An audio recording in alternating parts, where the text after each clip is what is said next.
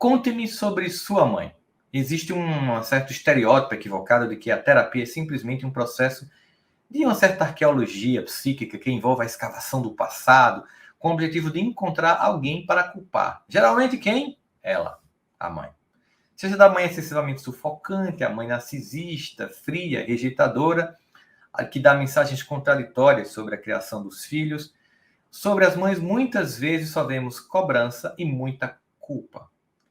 E como se essa pergunta que costumeiramente é feita, fale-me sobre sua mãe, sempre parecesse dizer algo como, conte-me como foi que sua mãe ferrou com você.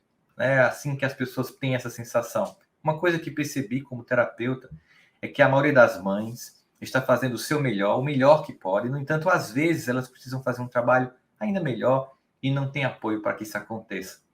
Por isso, quando alguém vem para mim hoje, não atendo mais, mas as pessoas conversam comigo nas palestras, pelas redes sociais, enfim, e fala da mãe, dos impactos que a mãe causou na própria vida, eu falo, fala-me sobre sua mãe, mas eu não quero menosprezá-la, eu quero realmente saber mais sobre a sua mãe, as dores dessa mulher, as lutas, os lutos, o que ela enfrentou, essa mãe possível, não a mãe idealizada que nós gostaríamos de ter.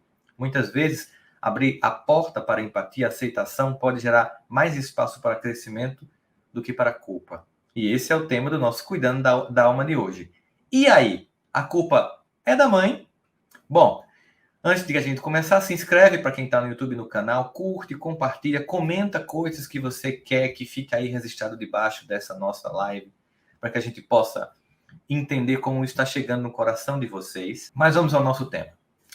Privação materna, mãe superprotetora, mãe narcisista, a lista não para por aí. A história de culpar a mãe tem fortes raízes no passado e continua no presente e engana até muitos, mas muitos profissionais de saúde mental. Como resultado de tudo isso, ocorre uma profunda e injusta culpabilização da mãe. Bom, se até muitos profissionais de saúde mental culpam as mães, o senso comum faz o mesmo, legitimando uma culpa que não atinge as mulheres apenas, que também se torna reféns dessa culpa e também atinge maridos, pais e filhos. O mesmo aconteceu com a ênfase obsessiva dos teóricos sobre a importância do vínculo mãe-filho nos poucos dias de nascimento, ou nos primeiros minutos após o nascimento. Em uma revisão feita, em várias revisões feitas por vários pesquisadores sobre temas e vários artigos científicos feitos sobre a responsabilização das mães, perceberam que quase uma centena de diferentes transtornos psicológicos eram atribuídos à mãe na relação com o filho. Desde agorafobia, incêndio criminoso, hiperatividade, esquizofrenia e por aí vai. Pasmem vocês, até de esquizofrenia, alguns artigos no passado, obviamente, têm mudado, culpou a mãe por que acontecia com os filhos. Também é interessante notar que, além de muitos artigos que ainda bem estão sendo revisados, muita mudança está acontecendo, nenhuma mãe solteira, muitos dos artigos do passado, olha só, nenhuma mãe solteira foi descrita como emocionalmente saudável, embora alguns pais fossem descritos como suficientes. E nenhuma mãe, relação, vínculo, mãe e filho, foi considerada saudável, embora os pais tenham sido descritos como ideais. Você percebe aí algum problema nessas pesquisas que eram feitas no passado? Em relação aos pais, os pesquisadores perguntavam apenas a idade e a ocupação. Já em relação às mães, havia um escaneamento emocional e quase sempre considerando todas elas essencialmente doentes. Esse recorte de mãe e da maternidade patogênica dos artigos antigos não é apenas completamente questionável, mas ainda bem que a ciência tem como objetivo em seu paradigma revisar o que ela mesma produz para aperfeiçoar. Esses artigos não são apenas questionáveis, mas também socialmente destrutivos. Enquanto a mãe, sua maternidade é essencialmente humana e, por isso, imperfeita, for culpada por essa causa única, ou por ser a causa única ou primária dos transtornos infantis, sempre irão apenas identificar que tipo de mãe má é a culpada de tudo. Se ela é sempre a culpada, é apenas que maldade ela tem. Ela é esquizofrênica, ela é uma pessoa narcisista, ela é uma pessoa que abandona, ela não tem um vínculo importante, ela não consegue transmitir o que é necessário, assim, só culpar. Isso prejudica não apenas mães e filhos, mas também os pais de um modo geral, porque quando a gente espera muito pouco calor humano e humanidade, o envolvimento deles, supondo que cuidar e educar os filhos não seja coisa de homem. E também culpar a mãe não prejudica apenas a sociedade, prejudica também os profissionais de saúde mental, impedindo que tenham um olhar mais claro sobre a gama total das causas de infelicidade e dos problemas psicológicos que podem surgir numa criança. Outro erro é achar que só cabe à mãe a educação e o cuidado dos filhos, o que provoca vários prejuízos. Se impõe à mãe, e não ao pai, o dever de ser o principal cuidador das crianças, quando, na verdade, tirando o ato de dar o peito para mamar, todas as tarefas de cuidado infantil podem ser feitas por ambos os sexos. Isso também nos cegou para a importância psicológica dos pais no desenvolvimento dos filhos e permitiu e forçou muitos pais a não se envolverem emocionalmente com seus filhos. Isso sim gerou muita dor, muito trauma e ainda gera, quando um desses personagens acha que só um tem responsabilidade e tira o corpo fora. E terminou criando um ciclo vicioso de culpa e desconforto para as mulheres do mundo todo. Mas você deve estar perguntando por que até hoje tantos profissionais de saúde mental, mesmo sabendo disso, mesmo lendo artigos científicos, ou pelo menos aqueles que se atualizam, que leem, que vão para congresso, que compram novos livros mostrando como evoluiu todas as pesquisas sobre a maternidade e o impacto disso na vida dos filhos, por que eles ainda assim cometem erros? Bem, quem é que leva o filho para o consultório dos profissionais de saúde de um modo geral? Geralmente é a mãe. Então é muito mais fácil culpar quem está acompanhando, quem está na sala de espera. Mas é claro, isso está mudando. Mas é claro que eu não iria falar sobre esse tema só. É óbvio que eu, como psicólogo, posso falar sobre maternidade a partir dessa perspectiva, mas nada como uma mãe. Uma mãe que eu admiro como mulher, como ser humano, como profissional, como esposa, que está hoje aqui. Eu farei o Cuidando da Alma com uma convidada para me ajudar nessa manhã, como mãe, filha e profissional. Eu convido um ser humano chamado Daniela Migliari, filha da Dona Elce e do seu Albano. Ela é mãe da Rafaela, dos gêmeos Noah e Theo, que eu tenho como sobrinho, e também esposa do meu querido amigo Márcio Migliari. Vem para cá, Dani, vamos falar um pouquinho sobre isso, que não é tão simples. Me ajuda, minha amiga, porque você é aquilo que eu não sou. Você é mulher, você é mãe, você é esse complexo que somente uma mulher pode ser. Fiz essa introdução só para a gente ter uma noção, Dani, de como o equívoco que se tem sobre a construção e a culpa da maternidade foi também construído pela ciência, no que é normal, os erros que se cometem na construção do saber sobre a maternidade. Bom dia, seja bem-vinda. Bom dia, Rossandro, bom dia a todos que estão aqui. Eu estou muito feliz de estar aqui nesse momento, justamente conversando sobre esse tema, né? Tão rico, tão visceral para nós mulheres, porque realmente começa lá nas entranhas sempre. E a culpa é uma companheira, ela é uma companheira de toda mãe, isso é uma história já conhecida culturalmente e também naturalmente a gente vai se investindo disso porque a gente percebe essa conexão com o filho de uma forma biológica muito mais intensa do que os pais, né? A gente sabe que o filho só vem ao mundo do encontro da mãe e do pai, né? Então, toda vez que eu vou celebrar também o Dia das Mães, eu sempre agradeço ao máximo, porque graças ao meu encontro com ele, né, eu me tornei mãe. Agora, nessa conexão com o filho, é uma história muito assim, né? A mãe e os filhos. Lá dentro, no mais profundo do nosso ser, essa conexão ela vai se dando de uma maneira até inconsciente. Antes mesmo dessa mulher saber que ela é mãe, o corpo dela, a alma dela, já disse um sim. Ela nem fez ainda o exame, ela ainda nem teve os primeiros sintomas. Algo anterior, Rossandro, algo assim profundamente inconsciente já permitiu. E depois disso, se seguem vários outros sims, né? O sim quando ela descobre, o sim quando ela fica pensando, ai, tenho, não tenho, e aí, eu levo isso adiante ou não? Eu sempre digo isso nas minhas lives, nos cursos que eu falo, olha, se você está aqui hoje assistindo, é porque o sim preponderou. Olha para o cheio, olha para o cheio, olha para o muito, porque tem algumas pessoas que escutam falatórios, ah, minha mãe quis tirar, meu pai quis tirar, meu pai... O que preponderou? E, a priori, é o sim da mãe. Então, se essa pessoa está viva, se essa pessoa está aqui hoje respirando, a culpa é dela, nesse melhor sentido também. O mais lindo pôr do sol que você já viu, o melhor momento de alegria que você teve na sua vida é culpa da sua mãe também. Também. No ano passado eu fiz uma mensagem dizendo assim, Feliz Dia das Culpadas, porque se nós somos culpadas dos seres existirem, de estarem aí nessa terra, eu pego essa culpa inteirinha e levo comigo com paz no coração. Com certeza, com certeza. A gente é o resultado, né, desse sim que é dado para todas as experiências. E, claro, chega a ser um pouco infantil eu sempre olhar para a mãe na culpa quando a coisa não está funcionando e nunca olhar para a mãe na culpa quando está dando certo. A mãe culpada do sucesso, a mãe culpada de estar vendo, como você muito bem tão poeticamente falou, um pôr do sol, conhecendo o meu amor da minha vida para construir também a minha família.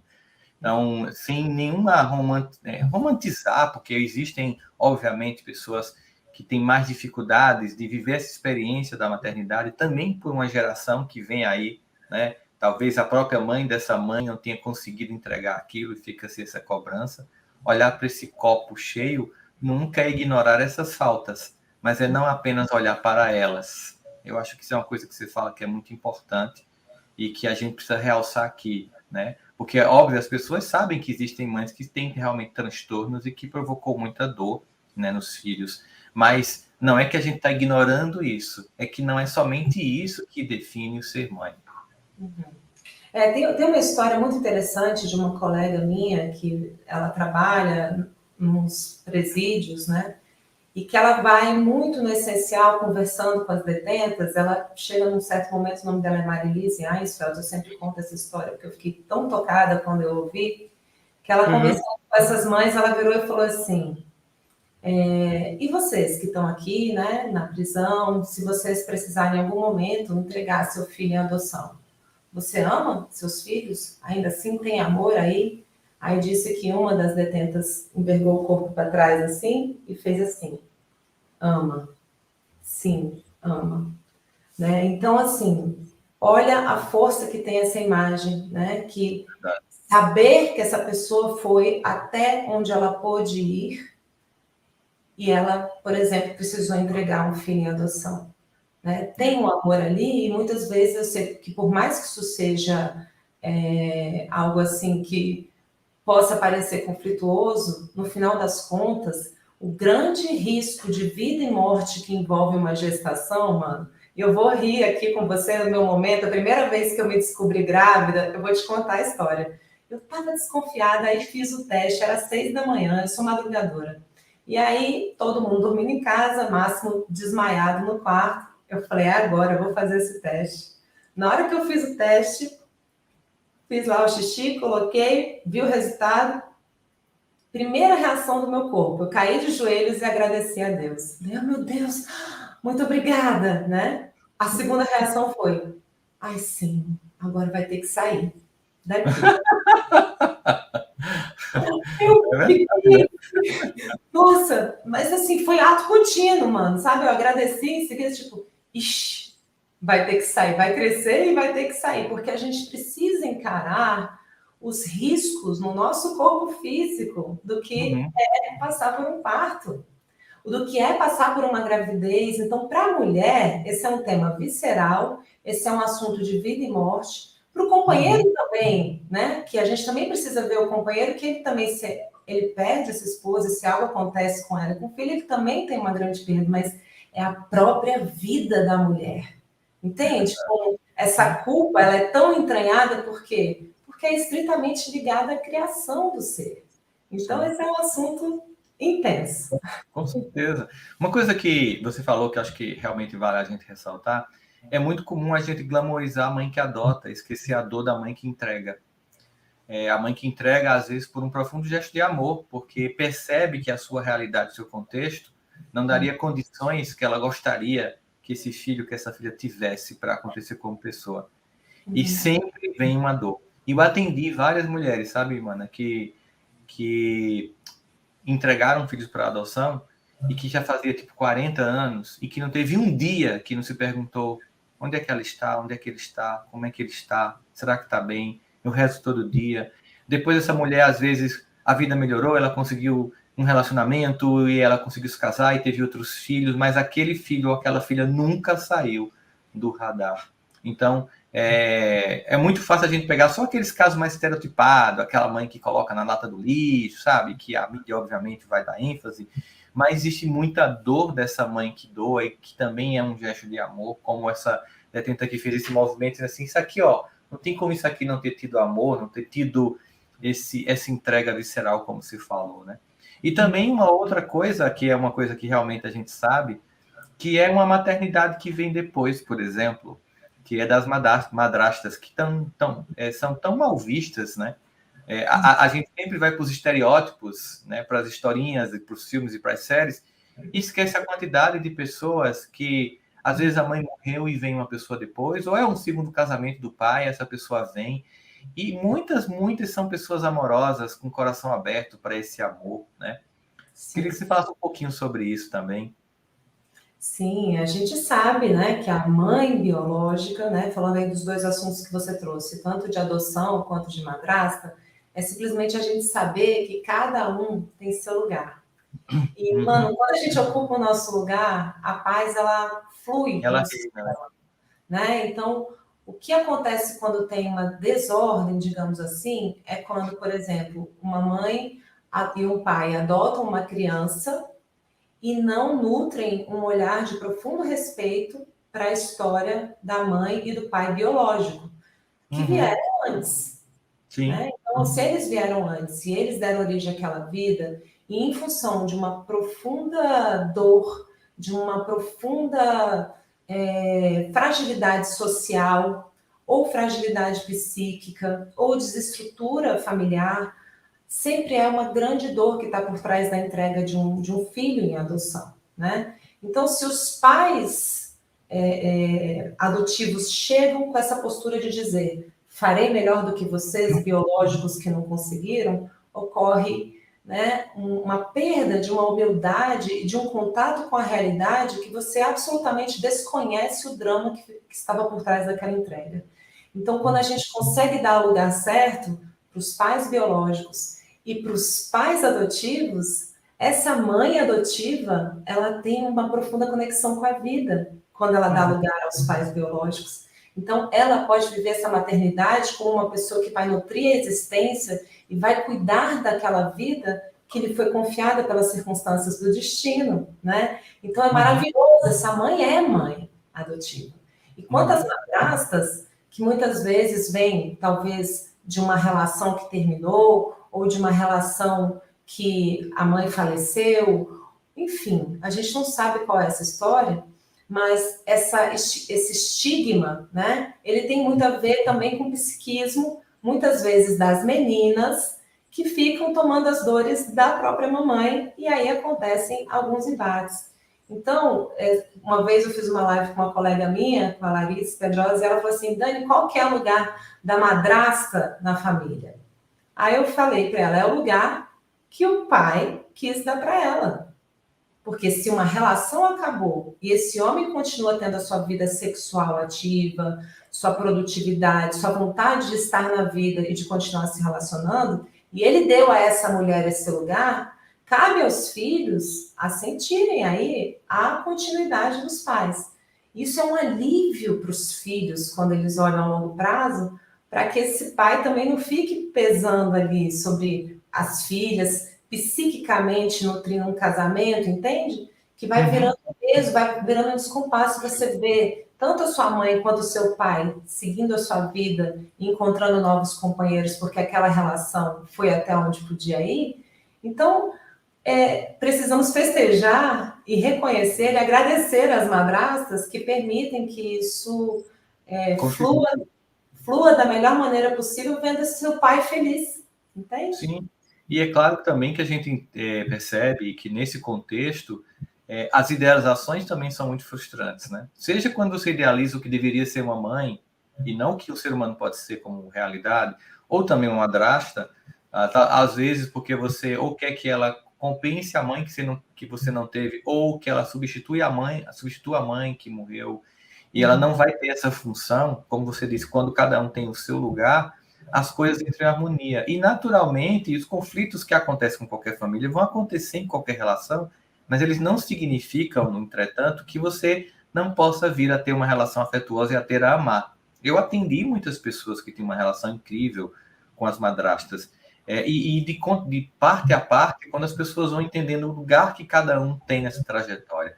E quando você fala assim, que bom que esse pai pôde continuar esta relação, ou ele continuou uma outra vida, queria que ele ficasse sozinho, né? Ou viúvo, ou eternamente separado, é esse o amor que a gente tem para com o pai, né? Então a gente tem que entender que essa dinâmica de uma pessoa nova que chega, independente de ser madrasta, se você trabalha numa empresa, um grupo de pessoas numa sala, que tem 5 pessoas, e chega um novo membro da equipe, leva um tempo para aquilo se reorganizar, para que aquela dinâmica, né, que essas placas tectônicas de ego estabeleçam um novo acordo para que aquela outra pessoa seja aceita. Imagina no ambiente familiar. É claro que isso ainda é muito mais intenso, que vai mover muito mais emoções, mas quando a gente vai com o coração aberto, a gente pode ter não alguém que chega para competir, mas alguém que chega para agregar, para acrescentar nesse repertório de afetos que vão chegando em nossos corações. Isso só dá confusão, Rossandro, quando a madrasta quer substituir a mãe, por mais que ela seja julgada e que tenha motivos para isso. Esse é um alerta bem importante, porque lá na frente, inconscientemente, esses filhos que são feitos também biologicamente dessa mãe, naturalmente vai acontecer algum tipo de conflito para poder dar lugar àquilo que é realidade, né? Então, inconscientemente, a gente encontra uma maneira de manifestar esse conflito. Então, se essa mulher chega com humildade, percebendo, você é a primeira, eu sou a segunda esposa aqui, ou terceira, ou quarta, mas afinal de contas, a última, né, é a que importa.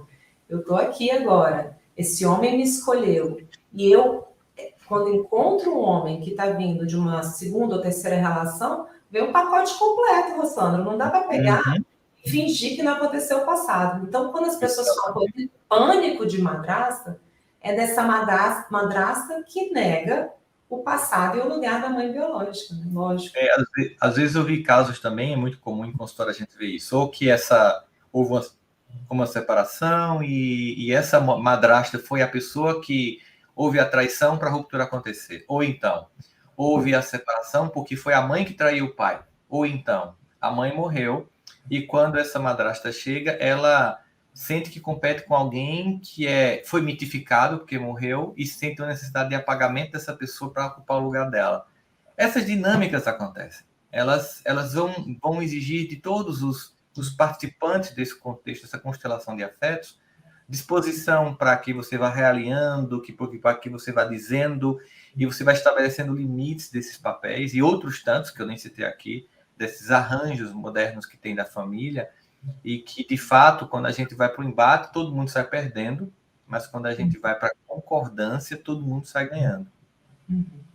E, Rossandro, acho que também é bem importante a gente falar até de um tema que veio para mim há alguns dias e que eu coloquei hoje, que eu postei, que são dessas mães cujos filhos faleceram, ou os filhos não nasceram, ou que não tiveram sucesso até o fim da gestação.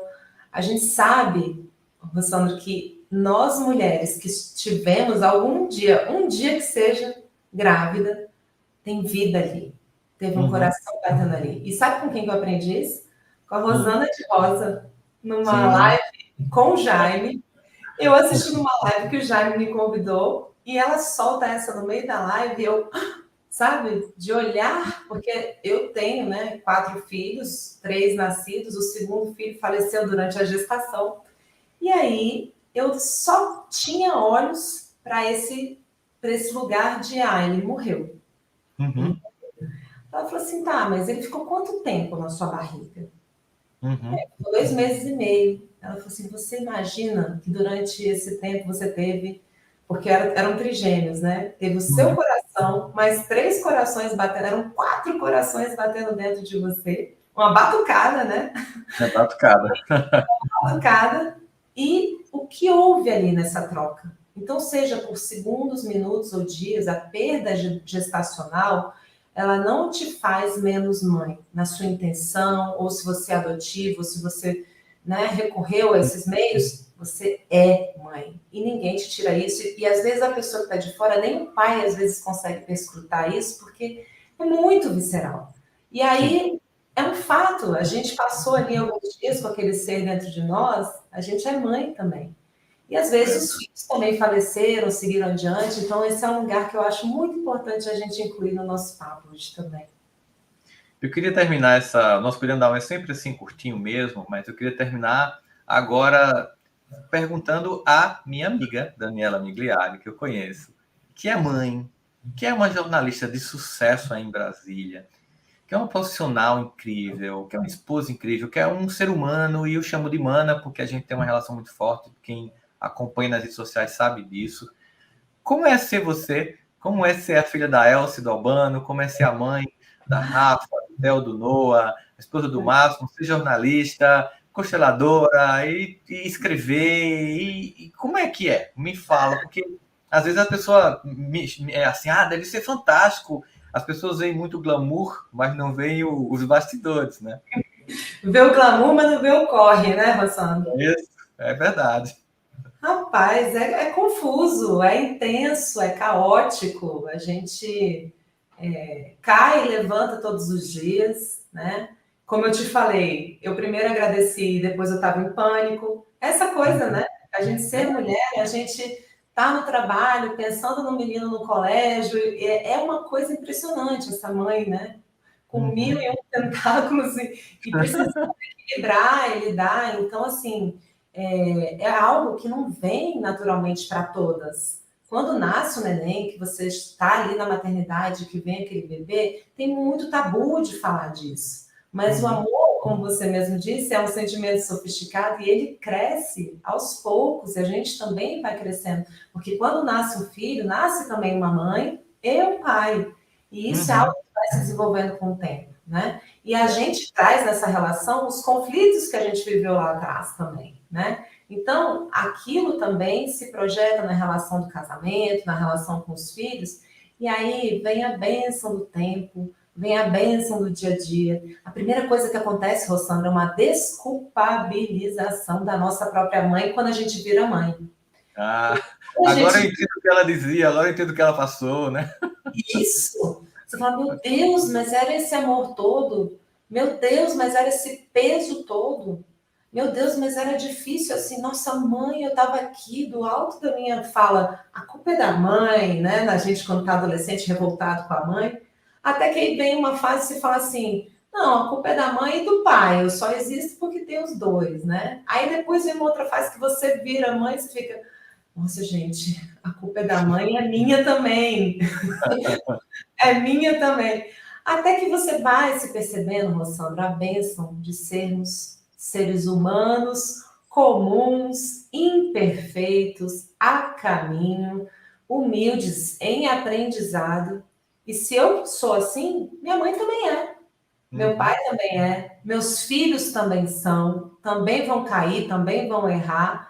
Então, quando a gente se depara com a humanidade e com a humildade de ser aprendiz, a gente se dulcifica. É como se a gente, aquilo que você falou, né? O amor cobre uma multidão de pecados, porque você percebe que todo jogo de autoacusação, ele cai por terra diante da grandeza de eu estar viva, né? E aí você vai olhando para a mãe, tipo, hein, o que eu reclamava mesmo? Não, é assim, mano. A gente vai, a maternidade vai humanizando a gente. Foi isso que ela fez comigo. Que coisa boa. Mas eu queria te agradecer, tá? Você sabe quanto eu admiro você como pessoa, como profissional, tudo que você entrega para a vida, né? O que você escreve, o que você posta, o seu livro Abraça a Sombra, que está aqui para todo mundo que está aqui, ó, quiser ler esse livro fantástico. Ele também está em inglês na Amazon por e-book, tá? Sim. Ele também está em audiobook. E ele também está em, também, obviamente, livro físico. Olha aí, ó, também tem um novo livro que o Ravi lançou. Que é o Abraço à Sombra para crianças. Para crianças. Tá? Que é para crianças também, a nossa criança interna também, né? Exatamente. Queria te agradecer, viu, por estar aqui com a gente hoje, nesse Dia das Mães, dando um pouquinho do espaço do seu tempo com a família. que você vai sair agora para ter um encontro lindo com eles, mas dê um pouco desse espaço para falar aqui para todas as mães, pais e famílias que estão aqui nos acompanhando nesse Cuidando da Alma especial de hoje. Grata, Rossandro. Um beijo enorme aí para você, para a Janine, para sua mãe maravilhosa, para o seu pai maravilhoso que te deram a vida. Eu só agradeço a Deus pela nossa amizade, por todo o apoio que você me deu, porque se eu estou aqui falando, escrevendo, foi porque teve um mano aí que me deu um monte de empurrão lá atrás, porque eu era empacada, né, tímida. E graças a isso, toda vez que você me chama para lá, eu falei, eita, Dia das Mães? Tá bom, eu vou. 40 minutos só, tá? A pressão lá na cozinha tá grande. Mas, imagino. Gratidão pelo convite, que é sempre uma bênção estar do seu lado, viu? Igual, mana. Minha gente, estão vendo, né? Presente para vocês. Dani é um presente para quem escuta, para quem ouve, para quem convive. Eu queria compartilhar um pouquinho como presente de das mães, essa super mãe que ela é. Uma mãe humana, como vocês viram, que se desespera. Uma mãe completamente normal, que não glamoriza e que fala a verdade. E é por isso que eu admiro tanto tudo que ela faz. Um beijo no coração de cada um de vocês, de cada um de vocês. As mães que estão com saudade, os filhos que estão com saudade das mães. A gente nunca apaga essas pessoas da nossa vida. Somos todos conectados eternamente a essas criaturas, de forma que a gente vai estar sempre junto aqui. Até domingo que vem, o nosso próximo Cuidando da Alma. Uma alegria estar com vocês. Feliz Dia das Mães para todas. As que inclusive desejam, as que já tiveram, as que não conseguiram, as que são todas, como o Dani falou, são mães. Um beijo no coração.